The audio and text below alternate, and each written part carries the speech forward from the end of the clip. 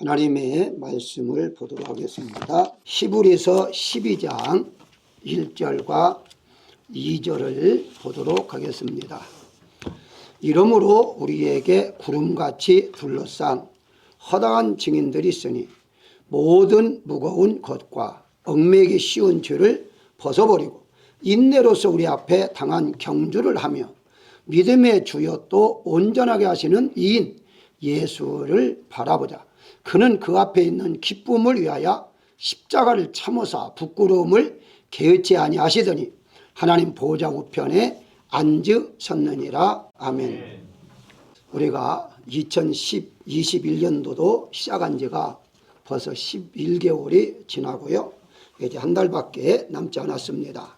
1절에 보게 되면 믿음의 경주를 말하고 경주를 잘 하려면 2절에 믿음의 주가 되시는 예수님을 바라봐야 한다라고 말하고 있습니다. 그러면서 이제 히브리서 11장 1절에 보게 되면 믿음은 바라는 것들의 실상이다. 믿음으로 걸어가는 모든 것들, 행하는 것들은 열매가 맺어진다 라고 말하면서, 그러면서 그렇게 하기 위해 어떻게 하느냐, 11장 2절에서 믿음의 조상들이 믿음으로 증거를 받았다. 그들이 실상이 있었다. 그러면 3절에 믿음으로 모든 세계가 하나님의 말씀으로 지어진 줄 우리가 알게 되었다라고 말하면서 우리를 한번 돌이켜보기를 원합니다. 우리가 믿는 것이 과연 일상이 된 것들이 몇 가지가 있는가, 내가 바란 것들이 열매를 맺은 것들이 얼마나 있는가, 간증거리가 얼마나 있었는가, 내가 살고 있는 모든 것들이 하나님이 창조한 것으로 믿고 살았는가, 나의 생활을 온전히 하나님 앞에 드리고 의지하고 살았는가, 내가 얼마나 하나님을 믿음으로 기쁘게 했는가, 이런 등등을 우리가 한 번 정도 생각해 보는 시간이 필요하다라고 말씀을 드릴 수가 있습니다. 오늘 본문 2절에 예수님을 바라보자 라고 했는데요, 과연 무엇을 바라보고 살아야 하는가? 정말 내가 예수님만 바라보고 살았나? 아니면 환경을 의지하고 환경을 쫓아다니면서 환경 때문에 하나님 앞에 드려야 할 시간, 하나님께 드려야 할 우리 마음을 빼앗기진 않았는가를 다시 한번 생각해 보았으면 합니다. 그러면 오늘 이 믿음의 경주라는 제목으로 은혜를 나누고자 하는데요, 과연 믿음의 경주는 무엇인가? 첫째 우리가 생각할 것은 믿음의 생활이란 경주라고 본문에 말씀하고 있습니다. 1절에 보게 되면 경주를 하며, 영어 번역에는요 대부분이 running, run 이렇게 번역했기 때문에 달리기로 번역을 합니다. 그래서 대부분의 분들이 이 말씀을 달리기, 마라톤으로 비유하면서 설교도 해요. 물론 틀린 건 절대 아닙니다. 그렇게 번역할 수도 있어요. 그러나 원문에 보니까 이것은 경주, 달리기가 아니라 파이팅, 싸움으로 번역하고 있습니다. 예를 든다면 이 번역은 오늘 본문에 한 번밖에 안 나와요. 이 단어가 다른 데는 어떻게 번역이 됐느냐, 데살로니가전서 2장 2절에 보게 되면 우리 하나님을 힘입어 많은 싸움 중에 하나님의 복음을 너에게 전하노라. 복음을 전할 때에도 싸운다는 마음으로 전했다라고 말을 하고요. 디모데전서 6장 12절에도 믿음의 선한 싸움을 싸우라, 영생을 취하라. 여기에도 믿음을 지키기 위해서는 싸워야 한다. 똑같은 단어거든요. 경주라고 번역하지 않고 선한 싸움으로 번역합니다. 하나만 더 소개한다면 디모데후서 4장 7절에 보게 되면 나는 선한 싸움을 싸우고 나의 달려갈 길을 다 마쳤다, 믿음을 지켰다 라고 말하고 있습니다. 한마디로 믿음의 생활은 싸움의 생활이다, 이렇게 보시면 됩니다.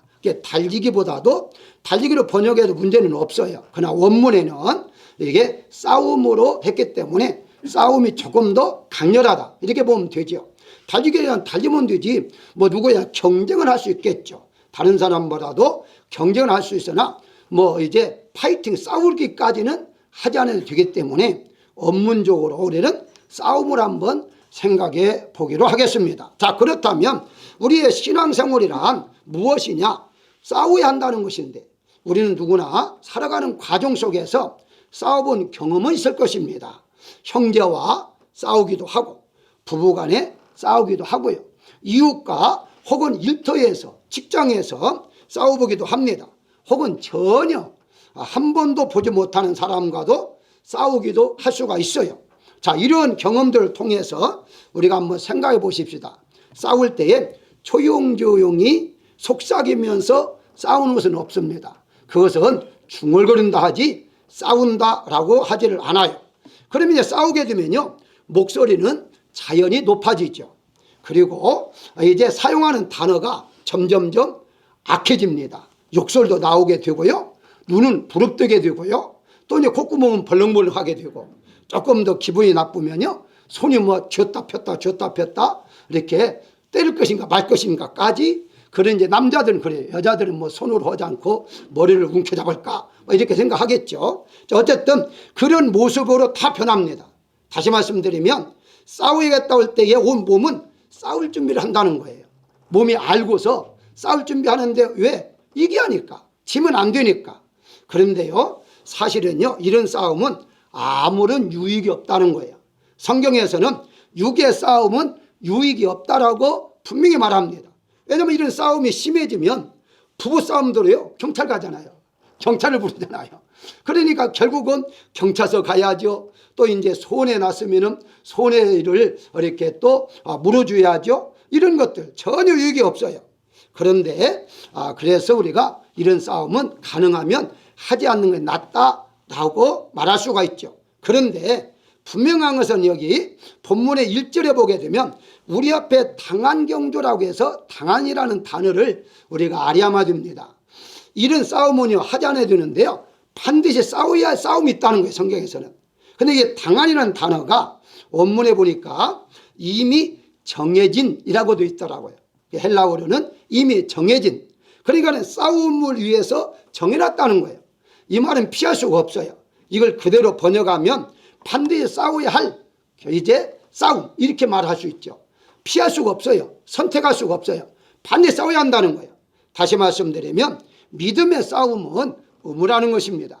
믿음을 지키기 위해서, 왜냐하면 사단이 나에게 준 믿음, 하나님 주시는 믿음을 뺏어가려고 시타탐 노리고 있는데, 어떻게든지 예배를 못 드리게 하고, 어떻게든지 기도생을 못하게 하고, 어떻게든지 불만하게 하고 불평하게 하고, 그렇게 해서 믿음을 뺏어가야 하는데, 그럼 빼앗기다 하면 어떻게 합니까? 싸워야 하잖아요. 그렇기 때문에 이 싸움에 있어서는 반드시 이겨야 하는 싸움이다. 다시 말씀드리면 그냥 선택해서 싸우지 않을래, 가져가 다 가져가, 내가 있는 믿음도 은혜도 다 빼앗아가, 이렇게 하는 것이 절대 아니다는 거예요. 그래서 당한이라는 말은 이미 정해진 룰이다, 정해진 장소다, 정해진 것이다, 이렇게 말하고 있는 것이죠. 그래서 육의 싸움은 유익이 없으니까 그건 안 싸울수록 좋은 것이고, 영적 싸움은 반드시 싸워야 한다는 것인데, 이 싸움에서는 이겨야만 되잖아요. 그럼 어떻습니까? 이겨야만 되기 때문에 예수님께 때로는 대장이 되어주셔서 나와 함께 나의 싸움을 같이 또 이제 힘을 주시고 능력을 주시고 성령 충만케 해서 이기게 한다는 사실을 성경에서는 말하고 있는 것입니다. 바울은요, 이 믿음의 싸움을 싸우기 위해서 엄청난 노력을 했습니다. 그리고 마침내 믿음을 지켰다고 승리의 고백을 하고 있는 것을 볼 수가 있어요. 우리가 지난 11개월 동안 믿음을 지키기 위해서 우리가 얼마나 싸우셨는가를 우리 자신들 한번 생각해 볼 필요가 있습니다. 정말 내가 예배 시간을 늦지 않기 위해서, 예배 시간에 빠지지 않기 위해서 정말 얼마나 노력했는가. 다른 약속은 지키기 위해서 열심히 노력했지만 하나님 앞에 얼마나 내가 마음과 시간과 정성을 들였는가를 우리가 다시 한번 생각해 볼 필요가 있다는 거예요. 왜냐하면 이것은 믿음의 싸움이고 죽느냐 사느냐, 그런 영원히 죽느냐 사느냐 하는 싸움이죠. 물론 믿음이 없는 초신자들은요, 한두 번 교회 다니다가 예수님 믿다가 어느 날 갑자기 안 믿을 수가 있어요. 그렇지만 우리가 오랫동안 예수님 믿는 사람은 어느 날 갑자기 이제 나 교회 안 다닐래, 예수 안 믿을 이런 사람은 거의 없습니다. 뭐 어떻게 하는 사탄이 조금씩 게으름을 피게 하고 조금씩 환경을 바라보게 하고 세상을 바라보게 하면서 조금씩 그렇게 해서 나중에 시간이 지나다 보니까 어느 날 내가 세상 속에 있더라 하는 것을 발견하게 되게 한다는 거예요. 그렇기 때문에 우리는 이 조그마한 것만 조금만 양보한다면 그거는 지는 이제 싸움입니다. 어떤 경우라도 우리 믿음의 싸움은 반드시 이겨야지 양보하거나 멈춰서는 절대 안 된다는 사실을 우리가 알아야 할 것입니다. 그런 면에서 한 달 남은 동안이라도 여러분의 신앙을 잘 결산하는 여러분들이 되시기를 주의 이름으로 축원합니다. 그렇다면 두 번째, 믿음의 싸움에서 어떻게 해야 이길 수 있느냐라고 했을 때 참고 견디는 인내가 필요하다는 것입니다. 1절에 보게 되면 인내로서 우리 앞에 당한 경주를 하며 라고 말하고 있어요. 어떤 싸움이든지요, 싸움이란 힘든 거예요. 그런 응원을 통해서 이제 지칠 때에, 힘들 때에 다시 한번 우리가 힘을 얻게 되는데, 오늘 본문에 12장 1절에 보면 우리에게 허당한 증인들이 있다 그래요. 오늘 본문의 1절에 허당한 증인, 어떤 증인들이냐 하는 것을 우리가 볼 수 있는데요, 이 증인들이 한마디로 말하면 응원군이라 이렇게 보시면 됩니다. 우리를 응원하고 있는. 그래서 자, 다시 한번 1절에 보게 되면 이러므로라고 출발하잖아요. 이러므로라면 접속사거든요. 그럼 접속사는 뭐냐? 11장을 쭉 설명하면서, 그러면 이러므로 하면서 너희도 이와 같은 사람이 되라라는 말이에요. 그러니까 너희도 이런 사람처럼 경주에서, 즉 싸움에서 이기기 위해서는 이런 사람들을 바라보라. 이게 누구였느냐? 바로 증인들이었다. 허다한 응원들이었다.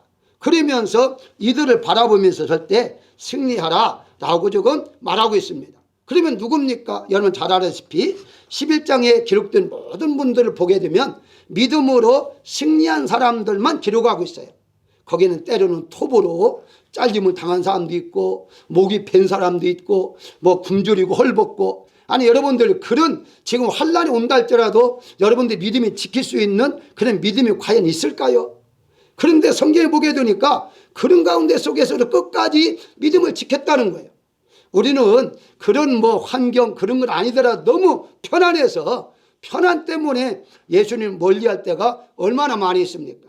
그렇기 때문에 우리는 이런 모습을 보면서 나로 하여금 이렇게 응원하고 있구나, 증인들이구나 하는 것을 바라봐야 하는데, 잘 읽어보시면 실패한 자는 적어놓지 않았어요. 기록이 없어요. 한마디로 믿음으로 승리한 사람만 믿음으로 이름을 다 나열했지, 바로 실패한 자는 전혀 기록되지 않았어요. 앞으로 천국 가면요, 승리자 이름만 남아있지 실패자는 이름이 없습니다. 그 사람은요, 생명체가 없기 때문에 천국에 이름이 없어요. 부를 필요가 없어요. 그래서 이런 자들 보야 하는데, 참시하면 이미 알지만 한번 이제 좀 간단하게 말씀을 드릴까요? 2절에 보게 되면 믿음의 주요 온전케 하시는 예수님을 바라보라 라고 말씀하고 있잖아요. 예수님만이 온전케 한다는 것인데, 우리가 믿음 생활하다가 좀 실패하려고 할 때에, 실망할 때, 낙심될 때에 예수님을 바라보라는 거예요. 그 예수님이 우리를 이끌어 주신다고 말씀하고 있는데, 예수님을 바라보니까 많은 증인들이 우리에게 응원해 주고 있다라고 지금 설명하고 있어요. 자, 그러면 여기 한번 보실까요? 먼저 요셉은 애굽에서 노예를 이제 생활을 했지만은 믿음으로 참아냈잖아요. 참고 참아냄으로 결국 어떻습니까? 총리가 될 수가 있었다는 것인데, 그거 이 승리의 원인은 딴 거 없어요. 믿음으로 누굴 바라봤습니까? 하나님만 바라봤잖아요. 오직 하나님만 바라보니까 비록 내가 노예를 할지라도 감옥에 있을지라도 하나님이 함께 하셨다고 분명히 말씀하고 있어요. 모세는 어떻습니까? 태어나자마자 죽어야 할 그런 아이였어요. 그러니까 다 죽이니까 어떻게 부모가 죽는 걸 어떻게 눈으로 바라봐요. 그래서는 차라리 강물에 떠 내려가자. 그래서 누가 이제 그 아이를 보면 키워줄 수 있겠지, 그런 생각으로 강물에 떠내려가 만들었잖아요. 근데 하나님 어떻게 했습니까? 이제 애굽의 공주가 목에 가다가 발견하고 아이를 데려 키웁니다. 그러면서 이 모세가 성장하면서 자기가 시브린이라는 것을 알게 돼요. 그러고 난 다음에 내가 이제 왕자니까 내 힘으로 어떻게든지 내 민족을 구원해 줘야겠다, 그렇게 생각하고서 하다가 그도 자기 생각대로 되지 않아서 미디안으로 도망가죠. 이건 잘 아시니까. 그래서 40년 동안이나 목동을 일합니다. 아무도 알아준 사람이 없었어요. 그런 무명의 시간을 보냈지만 한 가지 잃어버리지 않은 게 있었습니다. 모세는 믿음을 지켰다는 거예요. 그 가운데 속에서도 믿음을 지키면서 하나님을 바라보니까 하나님이 때가 되니까 모세를 불러서 40년의 연단을 끝내고 난 다음에 그는 위대한 지도자로 만들어가는 것을 볼 수가 있습니다. 한 명만 더 소개한다면 누세 여인입니다. 누세 여인은요, 여러분 알다시피 나오미 시어머니를 이렇게 복량을 해서 이제 좀 축복을 받았다라고 말들 해요. 맞아요. 그렇지만 그 이면을 잘 보시면 시어머니가 믿는 여호와 하나님을 나도 믿겠습니다 라고 고백함으로 하나님을 믿음으로 복받은 것이지 시어머니 잘 공경해서 복받은 것은 아니에요. 하나님 믿으니까 시어머니 공경한 거지요. 그래 공경 그 다음이지 첫째가 아닙니다. 자, 그 여인은 어떻습니까? 가난했어요. 남편도 자녀도 없이 홀로 살게 되었어요. 이방인이었어요. 이런 사람이 어떻게 성공할 수 있을까요? 잘 살 수 있을까요? 그것은 도저히 그때 당시 상식으로는 환경으로는요 이해할 수 없어요. 결혼할 수 없습니다. 왜? 이방 여자니까. 그리고 홀로 가부되었잖아요. 자녀도 없잖아요. 이제 재산도 없잖아요. 누가 데려가겠어요? 그런데도 보십시오. 여호와 하나님을 믿고 믿음을 지키니까 하나님이 누구를 만났어요? 보아스를 만나게 해주잖아요. 그 놀라운 복을 그에게 허락하시는데 이제 다윗의 조상이 되는 축복까지 받게 되었다는 사실이에요. 자, 돌이켜보면 어떻습니까? 이 모든 것은 인내로 믿음을 지켰다는 거예요. 환경이 어렵고 힘들어도 환경 따라가지 않았다는 거예요. 형편 따라가지 않았다는 거예요. 내 처지 따라 믿음 생활하지 않았다는 거예요. 그걸 초월해서 하나님 믿고 어렵고 힘들어도 참아낼 때에 결과가 아름다운 열매를 맺게 했다는 사실입니다. 사랑하는 여러분들, 믿음 생활이라는 건요 싸우는 것이기 때문에 형편 따라 처지 따라 믿음 생활하는 게 아닙니다. 그걸 극복해 나갈 수 있어야, 그걸 완전히 극복해 나갈 때에 우리는 승리할 수 있다는 사실을 꼭 믿으시기를 주의 이름으로 축원합니다. 세 번째 생각할 것은요, 믿음의 싸움에는요 목적이 분명해야만 돼요. 2절에 보게 되면 온전케 하시는 이인 예수를 바라보자 그러잖아요. 믿음으로 싸워야 할 목적은 온전하게 되는 거예요. 온전하게. 믿는 게 아니에요. 믿는 건 이미 하나님이 선물 믿음을 줬잖아요. 믿음은 빼앗기지 않는 것이고요. 이 믿음을 가지고 나를 온전케 하신 예수를 바라보면서 온전한 몸으로 만들어가는 것이거든요. 우리가 잘못 알고 있는 분들이 예수님 믿으면 구원받고 천국은 이제 다 나의 것이 됐으니까 이제부터는 세상에 돈 벌어서 선교나 하고 봉사하고 이런 거로 착각한 사람이 있어요. 또 절대 아닙니다. 그건 부수적인 거예요. 목적이 무엇입니까? 나를 만들어가는 거예요. 주님을 닮아가도록 만들어가는 거예요. 주님이 하신 일을 하도록 행하도록 만들어가는 거. 그래서 바울이 계속해서 설명하는 무엇입니까? 내가 주를 본받은 것처럼 너희도 나를 본받아라 라고 말하라고. 내가 그리스도의 형상이 이루어지기까지 해사는 고통을 하면서도 너희를 이렇게 이제 케어했다라고 말하고 있잖아요. 뭘 말합니까? 주님을 닮아가는 일이 우리의 목적이에요. 사단의 역사는 뭐예요? 닮아가지 못하도록 하는 거예요. 세상 사람을 살게 하는 거예요. 우리는 주님의 나라로 사람으로 살게 하는 거죠. 우리는 천국 시민권자니까 천국 시민권자로서 살아가야 하는데 그것이 이제 사단과의 싸움인데요. 목적이 어떻습니까? 예수님께서도요 마태복음 5장 48절에서 하늘에 계신 너희 아버지의 온전하심과 같이 너희도 온전하려 하게 함이라 라고 하잖아요. 주님이 오신 목적이 우리를 온전케 한다는 거예요. 믿는 것은 기본이에요. 믿는 것. 예수님 믿는 건 기본이에요. 왜냐하면 하나님이 이미 선택했으니까 선택한 자를 믿음의 선물을 주었잖아요. 그리고 그건 기본이고 이제부터는 그 믿음의 사람들이 어떻게 생활해야 하느냐, 주님을 닮아가는 온전한 사람으로 바꿔지게 하는데 예수님의 유명한 요한복음 17장의 기도 내용이 나와요. 거기에 내용을 소개한 23절에 이렇게 말합니다. 아버지께서 내 안에 계시어 그들로 온전함을 이루어 하나가 되게 하려 함이라 라고 말하래요. 여기서 그들로란 누굽니까? 우리를 말하는 거예요. 그러니까 예수님이 이 땅에 오셔서 우리와 함께 하는 것은 이제 하나님과 안에 있어서 우리를 온전한 사람으로 만들어가기 위해서다 라고 분명히 말씀하고 있어요. 그래서 바울은 고린도전서 9장 28절 6절에서 나는 다름질하기를 향방 없는 것 같지 아니하고 싸우기를 허공치는 것 같지 아니했다라고 말을 해요. 목적을 분명히 가지고 목회했고 신앙생활을 했다는 거예요. 자, 그런데 바울이 이런 목적이 분명했다는 뭡니까? 여기에 보게 되니까 방향이 정해놨다는, 방향, 향방, 방향을 정해놨다는 거예요. 그리고 허공을 치는 일은 하지 않았다는 거예요. 분명한 목적을 가지고 했다는 것인데, 이 이유에 대해서 빌립보서 2장 16절에서 나의 다름질이 헛되지 아니하고 수고도 헛되지 아니하기 위해서다 라고 분명히 말을 해요. 우리가 1년 동안 또 10년 동안 20년 동안 평생 동안 예수님 믿고 열심히 일했다고 하는데 그게 헛수가 되어버린다면 의미가 하나도 없죠. 아니 나는 열심히 했는데요 왜 헛수가 되겠습니까? 그것은 목적이 아니었다는 거예요. 여러분, 우리가 LA를 간다고 가정하고 운전한다고 가정하십시다. 그런데 그 고속도로를 타면서 이 샌덱을 향해서 계속 달리면서 열심히 졸음와도 막 이기면서 달려간 거 헛수고예요. 의미가 없어요. LA로 달려가야지. 내가 그쪽으로 가야 하는데 다른 쪽을 가면서 열심을 품었다? 전혀 의미가 없는 거예요. 그래서 바울은 내가 하는 일이 헛되지 않기 위해서 분명한 목적을 가지고 달려갔는데 그 목적이 뭡니까? 바울은 다 가져봤어요. 권세도 가져봤고요. 돈도 가져봤고요. 다 가져봤어요. 근데 그런 것이 아니었다는 것을 깨달았어요. 깨달은 건 뭡니까? 주님이 온전케 하는, 즉 주님을 닮아가는, 주님의 형상을 닮아가는 일에 우리가 열심히 해갔구나 하는 걸 깨닫게 되니까 자기는 다 자기 지식까지 아는 것까지도 분토같이 버리고 쓰리개처럼 버리고 그러면서 오직 주님만 아는 일에 전심전력했다라고 말하고 있어요. 어떤 분이 이렇게 말하더라. 목사님, 그런 일은 목사님만 하는 것이지 우리가 어떻게 전심전력을 다해서 말씀만 살고 기도만 삽니까? 아니에요.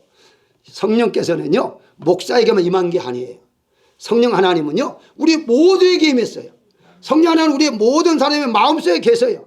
성령께서, 즉 예수님께서 여러분 마음속에 계실 때에 예수님이 원하시는 뭘까요? 너는 목사가 아니니까 말씀을 조금 알아도 된다. 기도는 조금만 해야 된다. 그럽니까?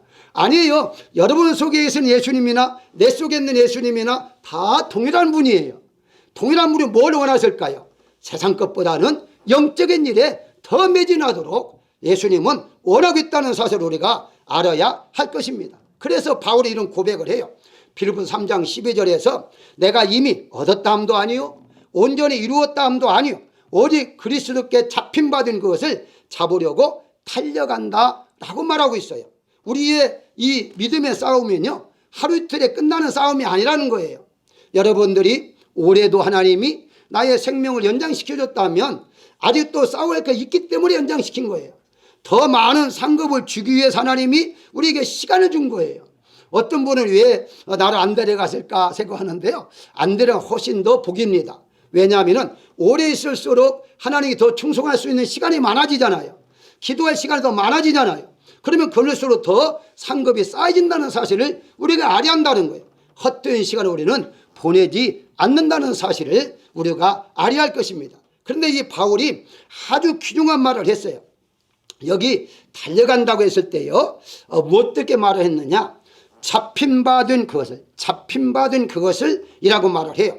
다시 말씀드리면 바로 예수님께 잡힌바되었다라고 하는 거예요. 이게 아주 중요하거든요. 달려갈 때에 내가 잡으려고 달려가는 게 아니라는 거예요. 다시 말씀드리면 여러분들이 예수님을 지금 붙잡고 있는 게 아니에요. 예수님이 여러분들 붙잡고 있는 거예요. 그래서 예수님이 붙잡고 있는 것을 바울이 느꼈어요. 바울이 진정으로 예수님을 만나기 전에는 자기가 달려가는 줄 알았고요, 자기가 예수님을 믿고 자기가 예수님을 붙잡고 있는 줄 알았어요. 그러니까 자기의 힘으로 뭔가 자꾸 하려고 했잖아요. 그러다 보니까 하기는커녕 로마서 7장에 보게 되니까 갈등만 일어났죠. 나는 선을 행하려고 하는데 선은 나오지 아니하고 도리 악만 나오는도다. 얼마나 갈등했어요. 왜 그럴까요? 자기가 해보려고 했던 거거든요. 그런데 세상 일은요 어차피 자기가 해요. 아니면 도와줄 사람이 없어요. 그게 자기의 싸움이에요, 세상은. 그런데 우리 믿는 사람들은 자기의 힘으로 하는 것이 아니라 하나님이 여러분들을 붙잡고 있다고 말씀하고 있어요. 천국을 인도하기 위해서 하나님의 애정 가운데 속에 붙잡아 주신다고 말씀하고 있는 거예요. 근데 붙잡힌 받은 그것을 우리가 계속해서 달려가야 하는데, 붙잡고도 가는 것도 놓치고 뿌리치고 있다는 사실을 우리가 알아야 됩니다. 와, 자기고집 정말 단단합니다. 여러분, 하나님께서 붙잡힌다 되어서 그냥 하나님이 가는 대로 예비해 놓은 길로 하나님이 다 준비해 놨잖아요. 그런 길로 그냥 따라가기만 돼요. 붙잡혀도 그냥 가기만 하면 돼요. 야, 가자 하면 돼요. 근데 그것도 가기 싫어가 버티는 거예요. 버티고 안 가겠다는 거예요. 나 쉬겠다는 거예요. 좀 더 여기서 머물겠다는 거예요. 그러니 하나님께 어떻게 됩니까? 그래서 여러분 나중에 집에 가서 한번 읽어보십시오. 이 예수님을 바라보자 하고 난 다음에 그 다음부터 쭉 계속해서 징계란 말이 쭉 설명이 나와요. 징계가 왜 나오는가를 오늘 징계까지 안 다룹니다. 징계가 왜 나오는가를 알아야 해요. 아니 예수님만 바라보자 했는데 예수님만 바라보면 그냥 끝나는 것인데 안 바라보는 거예요. 세상을 바라보는 거예요. 사람을 바라보는 거예요. 그러니까 징계를 할 수밖에 없는 거예요. 징계가 뭐죠? 왜 맞는 거예요? 징계가 다른 게 아니에요. 혼내주는 거예요. 깨닫게 하는 거예요. 그래서 계속해서 징계 쭉 설명을 해요. 한두 구절이 아니에요. 우리가 징계가 임하기 전에 바로 우리는 먼저 끌림받고 그냥 가면 돼요. 억지로 가더라도 끌리는데 그냥 끌어주는 데 가기만 하면 돼요. 그 다른 게 없어요. 그래서 예수 믿는 것 어떤 분은 어렵다고 하지만 사실은 쉬운 거죠. 왜냐하면 끌려가면 되니까. 그런데 끌려가기 싫으면 그냥 붙잡힌 대로 그냥 내가 걸어가면 돼요. 그럼 끝나는 거예요. 안 걸려고 발부릉 치니까 그게 문제라는 것이거든요. 다시 한번 설명합니다. 이 바울은요, 자기 힘으로 하나님 믿을 때 어떻습니까? 빌립보서 3장 6절에 보니까 열심으로는 교회를 박해하고 그래요. 그러니까는 바울이 예수님 만나기 전에, 예수님을 온전히 만나기 전에 그래도 하나님 믿었잖아요. 믿을 때 하나님 제일 믿는 것이 무엇이냐? 믿는 사람들을, 예수 믿는 사람을 감옥에 가두는 것이 잘하는 일로 생각했어요. 잘못 생각했죠. 자기가 있으니까. 그래서 그는 고백하기를 갈라디아서 1장 14절에 내가 내 동족 중 여러 영갑자보다 유대교를 지나치게 믿어 더욱 열심히 있었으니 라고 하잖아요. 열심은 있었어요. 열심은 있었는데 열심히 어디로 갔어요? 사람을 살리는 일이 아니라 죽이는 일에 그 열심을 사용했다는 거예요. 사랑하는 여러분, 하나님께 붙잡힘마 되지 않은 열심은요, 사람을 죽이는 일을 하고요, 상처 주는 일을 합니다. 하나님의 붙잡힌 바 되어서 우리가 열심히 나오야만이 그 열심히 살리는 것이고 싸매주는 일이고 감싸주는 것이고 나눠주고 막아주는 일을 하는 것이지, 나의 열심은요 한계가 있다는 거예요. 그것은 도리어 유익이 전혀 없다는 사실을 우리가 알아야 할 것입니다. 그래서 내가 예수님 붙잡고 있으면 내가 싫으면 놓아버리잖아요. 예수님께 붙잡힌 바 되면요 내가 싫어도 끌려가야 해요. 그것이 바로 예수님이 붙잡힌 거예요. 그걸 바울이 깨달았어요. 내가 예수님 앞에 붙잡힌 바 된 것을 붙잡아버리고 쫓아간다. 그건 무슨 말이에요? 그냥 따라간다는 얘기 아니에요. 힘들어도 어려워도 그저 예수님만 바라보고 따라갔다. 목적이 있으니까. 왜? 목적을 이루기 위해서는 그렇게 할 수밖에 없었다는 것입니다. 사랑하는 여러분, 우리는 영원히 이 세상에 사는 것이 아닙니다. 그건 목적이 아니에요. 이 세상에 영원히 사는 것이 아니라 하나님의 나라에서 영원히 사는 거거든요. 그러기 위해서는 그의 목적을 가지고 천성을 하여 달려가는데 누구든지 다 들어가는 것이 아니라 바로 우리가 온전함을, 예수님을 본받아 예수님의 형상을 우리가 회복해야만이 영원한 천국에서 예수님의 모습으로 영원히 우리가 살 수 있는 것이기 때문에 우리의 믿음의 싸움은 목적이 분명히 한다는 사실을 우리가 알아야 할 것입니다. 마지막으로 믿음의 싸움에는 반드시 승리를 한다는 거예요. 2절에 보기를 하나님 보좌 우편에 앉으셨느니라. 예수님께서 우편에 앉아 계신다는 의미는 승리를 말을 해요. 이 승리라는 것을 항상 성경은 오른쪽이라고 말을 해요. 그래서 오른쪽 왼쪽 나눌 때에 오른쪽은 축복이요 승리다, 능력이다, 그렇게 성경 말을 하죠. 자, 예수님께서 사단과 싸워 승리하셨죠. 사단은 예수님을 십자가에서 죽이면 끝난 줄 알았는데 부활하셔서 승리하셨잖아요. 승천하셨잖아요. 우편에 앉아 계셨잖아요. 무엇을 의미하죠? 내가 승리했으니 너희도 승리하라 라는 말이죠. 그 말씀이 요한계시록 3장 12절 21절에 정확히 말씀하는데 이기는 그에게 뭘 말하죠? 믿음의 싸움에서 이기는 그에게 내가 내 보좌에 함께 앉게 해 주신다라고 말씀하고 있어요. 주님의 보좌에 함께 앉는다는 무슨 말이에요? 예수님 받으신 영광을 너희도 똑같이 주겠다 이 말이거든요. 예수님 받은 영광 얼마나 대단합니까? 그 영광을 우리가 받는다는 거예요. 결국은 이와 같은데 예수님 어떻습니까? 동일한 보좌, 함께 내 보좌에 동일하게 내가 받은 모든 영광을 내가 너에게를 주겠다라고 말씀하고 있는 거예요. 이런 놀라운 복을 우리가 하나님께 이미 우리에게 주셨는데 우리가 선한 싸움에서 지면 어떻게 되겠습니까? 그래서 우리는 반드시 이겨야 한다는 것인데 이기려고 어떻게 합니까? 고린도후서 11장 2절에 바울이 정확하게 말합니다. 내가 하나님의 열심으로 너희를 위하여 열심을 내노니 라고 말을 해요. 나 열심이 아니라는 거예요. 내 의지의 열심이 아니라 하나님 주시는 믿음을 가지고서 그 믿음으로 열심을 냈다라고 분명히 말하고 있어요. 그러기에 나의 어떤 의지, 나의 어떤 지식 이런 것이 아니라 하나님 주시는 믿음을 가지고 열심을 내니까 그 열심이 결과서는 승리하겠다라고 말하고 있는 것입니다. 사랑하는 여러분들, 하나님 주시는 믿음 그렇게 헛된 것이라고 생각하지 마십시오. 값이 없다고 생각하지 마십시오. 이건 돈 주고는 살 수 없는 것이고 그 어느 세상에서도 내가 믿고 싶다고 믿어집니까? 절대 그렇지 않다고 그래요. 하나님께서 믿음을 준 자만이, 그래서 믿음의 선물다 하기 전에 에베소 2장 5절에서 은혜로 구원받았다라고 해버리잖아요. 믿음으로 구원받는 것이 아니라 은혜로 구원을 얻는다라고 말하잖아요. 그 말은 무슨 말입니까? 믿음보다 은혜가 더 먼저라는 거죠.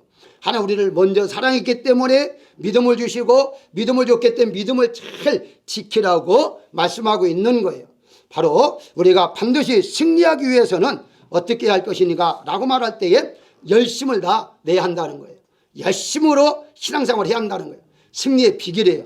싸울 때 최선을 다하지 않으면 싸움이 지는 거예요. 끝까지 싸워야 하는 거예요. 끝까지. 그렇기 때문에 우리는 믿음의 싸움에서는 반드시 승리를 생각하면서 반드시 이겨한다는 걸 가지고서 우리가 싸워야 하는데 성경에서 어떻게 말합니까? 이렇게 말을 해요. 히브리서 11장 4절에서 가장 먼저 가인과 아벨을 소개합니다. 소개하면서 누가 승리자와 누가 실패자인가를 이렇게 시작부터 알려주고 있어요. 이미 알지요. 가인은 실패자였고 아벨은 승리자였습니다. 무엇 때문에? 바로 하나님께 제사를 드리는 것으로 바로 출발을 했죠. 그래서 하나님께 제사를 드린 제목이 뭐였어요? 경계하는 제목이, 싸우는 제목이 누가 하나님께 제사를 드릴 것이냐. 그렇게 하나님께서 이제 그들의 제사를 누가 받을 것인가 하는 거였죠. 자, 결국은 어떻습니까? 결국은 잘 알다시피 이제 4절에 보면 믿음으로 아벨은 가인보다 더 나은 제사를 하나님께 드렸다라고 말을 해요. 자, 믿음으로. 많은 분들이 뭐 양의 피가 있으니 없으니 물론 맞아요. 그렇지만 정확한 것은요, 믿음으로 드렸냐 안 드렸냐는 거예요. 자, 그러면 예배 때 제사 드릴 때 그때만 믿음을 가지고 있으면 됐지 않느냐라고 생각할 수 있거든요. 그것도 맞는 말이겠죠. 근데 여러분 보십시오. 내가 믿음이 전혀 없는데 세상적으로 살다가 악하게 살다가 교회 와서 예배 드릴 때만 믿음이 주입시오고 믿음으로 예배 드립니까? 그런 사람은 없어요. 평소에도 믿음으로 산 사람이 그 마음을 그대로 가지고 와서 하나님께 믿음으로 예배를 드리는 것이지, 믿음 없이 살다가 예배 드릴 때만 믿음 주옵소서 그 임시 템포라를 해가지고 예배 드립니까? 그런 건 없어요. 정확하게 어떤 분은 그러더라고요. 그건 피의 문제지 믿음의 문제가 아니라고 그래요. 분명히 히브리서 11장 4절에 믿음으로라고 하잖아요. 아벨은 믿음으로 가인보다 더 나은 제사라고 해요. 자, 그런 제가 이렇게 말씀드린 이유가 있습니다. 왜 가인은 믿음이 없었는가에 대해서 제가 설명하려고 그래요. 유다서에 보게 되면요, 유다서 이제 1장에 보게 되면 잘 나와 있는데요, 거기에 악한 자라라고 말을 해요. 악한 자라. 하나님 앞에 드리는데 가인은 요한 1서 3장 12절에 보게 되면 가인같이 하지 말라. 저는 악한 자에 속하여 그 아우를 죽였으니 라고 분명히 말을 해요. 유다서에 보게 되면요, 유다서에는 어떻게 말하고 있느냐. 보라, 주께서 수많은 거룩한 자와 함께 임하셨나니 라고 말을 해요. 자, 무슨 말입니까? 제가 한마디로 말씀드리면 가인은 평소에도 믿음 생활을 하지 않았다는 거예요. 원래 악한 마음이 있었다가 악한 마음으로 즉 믿음 없이 살다가 그래서 예배 드리라고 하니까 그냥 건성으로 예배 드리는 거예요. 믿음 없이 드린 거예요. 그랬는데 자기 재산 안 받고 동생 것만 받으니까 화가 났죠. 결국 어떻게 죽이기까지 하잖아요. 원래 또 악한 마음이 있었으니까 죽이는 것이지, 선한 마음 가지고 있다가 예배 한번 드리는데 하나님 안 받으셨다고 금방 마음이 변해가지고 금방 뭐 동생을 죽입니까? 그렇지를 않아요. 결국 우리는요, 평소에도 믿음 생활을 잘 하고 있어야 한다는 거예요. 그게 아주 이 지금 오늘 말씀의 핵심이 되는 거예요. 우리가 반드시 승리할 수 있는 비결은 예배 때만 믿음으로 드리는 것이 아니라 생활 속에서 믿음으로 살아가야 한다는 거예요. 믿음으로 살아갈 때에 우리가 승리할 수가 있다는 사실을 알아야 할 것입니다. 결론적으로 말씀을 드리면요, 믿음의 싸움에서 승리하시려면 어떻게 하는가에 대해서 본문 1절에 모든 무거운 것과 얽매기 쉬운 죄를 벗어버리고 라고 말하고 있어요. 여기에 주목하셔야 할 것은 뭐냐면 무거운 것이에요. 무거운 것. 원래는요, 이 원문에는 무거운 덩어리라고 되어 있습니다. 덩어리. 자, 그러면 우리가 아까 달리기를 비유할 때 할지라도요, 달리는 사람이 무거운 돌덩어리나 쇳덩어리를 다리에 차고 한번 달린다 생각해 보십시오. 그건 제 속도가 나오지 않습니다. 자, 경기를 생각할까요? 자, 링위에서 권투 선수가 등 위에 큰 짐을 지고 권투한다 가정합시다. 그 제 능력이 나오겠어요? 안 나와요. 결국은 무슨 말이냐? 무거운 짐을 벗어버려야 한다는 거예요. 어떤 경기든지 뭐 배구라든가 축구라든가 모든 사람들은요, 옷을 입었대요. 가벼운 옷을 입어요. 될 수 있으면 가벼운 옷을 입고서 이제 경기를 하는 이유가 조금이라도 불편하면 제 기능이 나올 수가 없기 때문에 승리할 수 없고 질 수밖에 없기 때문에 그렇습니다. 결국 가서는 이 짐을 성경에서는 어떻게 말하느냐? 세상의 염려와 근심과 걱정과 세상의 뭐 모든 추구한 마음, 욕심 이런 것들 다 짐이라고 말하고 있어요. 결과적으로 우리는 믿음의 싸움에서 이기려면요, 염려 근심이 있으면 못 이겨요. 왜? 염려 근심이 있으면 세상 쪽으로 가잖아요. 그래서 예수님께서 마태복음 5장에서 분명히 말했잖아요. 어떻게 말합니까? 첫 번째 천국 10년에 가난한 자는 출발하잖아요. 그러면서 7장까지 쭉 이어지면서 어떻게 말합니까? 너희가 구하는 것은 먼저 그 나라를 구하라. 그리고 먹고 사는 것은 이방인들이 구하는 것이다. 우리가 염려하는 건 뭐 때문에 염려합니까? 세상 것, 그런 것 때문에, 먹고 사는 것 때문에. 그러니까 형편을 맞추려고 하니까 예배 시간에 참석하지 않고 하나님 믿는 것도 보류하고 세상 것 쫓아가다 보니까 자연스럽게 영적 생활을 하지 않게 되어진다는 거예요. 그래서 이런 무거운 짐은 벗으라고 분명히 말씀하고 있어요. 그럼 벗으면 없이 살 수가 있느냐? 절대 아닙니다. 하나님께 약속하셨어요. 내가 너와 함께하고 내가 평안을 주겠다고 분명히 말씀하고 있어요. 그러니까 우리가 세상 것을 추구하는 것이 아니라 하나님 것을 추구할 때에 세상 것도 우리에게 뒤에 따라온다고 성경은 말씀하고 있습니다. 없어 살게 하는 것이 아니라, 없어 사는 것이 아니라 있게 하시는데 하나님의 순서가 먼저 하나님을 바라보라. 그래서 오늘 본문에도 예수님을 바라보라라고 분명히 말씀하고 있습니다. 예수님만 바라보는 자가 승리할 수가 있습니다. 사랑하는 여러분들, 믿음에는 싸우는 것입니다. 싸울 때는요, 최선을 다하는 거예요. 내 모든 걸 다해서 하는 거예요. 그럴 때에 승리할 수가 있습니다. 끝까지 싸움에 승리하는 여러분 되시기를 주의 이름으로 축원합니다.